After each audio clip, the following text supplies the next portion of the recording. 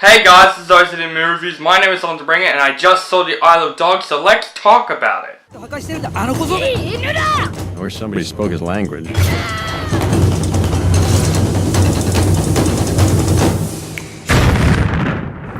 Wow. To the north, along. I know.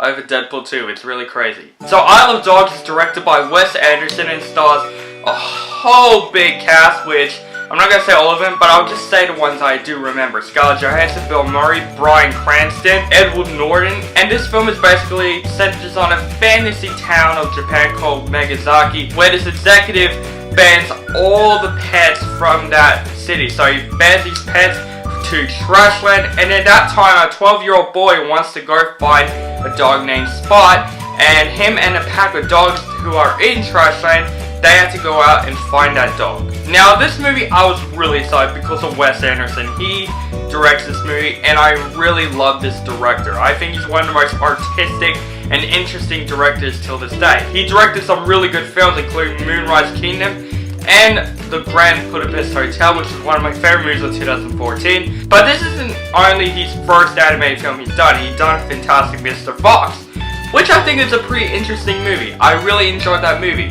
But to me, The Isle of Dogs is probably the best animation he has done. Guys, so far, The Isle of Dogs is my favorite animated film of the year. And what I really love about this film so much is the stop motion animation. And I really love stop motion animation. They don't really do that much. I know it's very hard working, but they should try and do more stop motion animated films because it always works. Like we get movies like Wallace and Gromit and Chicken Run, like Dot Company, Adderman, I hope I said it right. They do some great stop motion animation.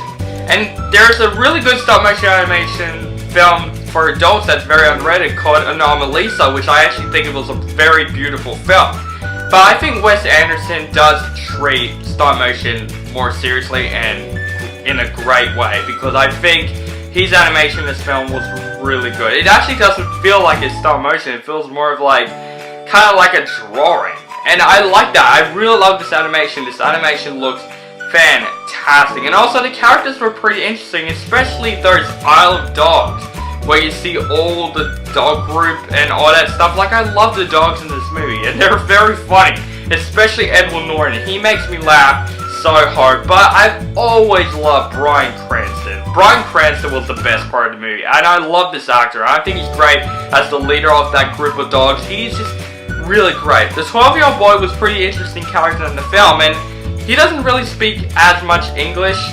He doesn't actually speak English at all, but he was really good in the film for what he does, and you kind of do understand his feeling of getting that dog, because he does have heart as well, and even the rest of the characters do have a bit of heart in the film. And I really like that. I like when Wes Anderson tries to make a film like this, try to make a bit more heart, but more artistic at the exact same time. The story was really good. It's actually really interesting. This is one of the most interesting movies I've seen this year. The animation made me more interested, and the story was really interesting.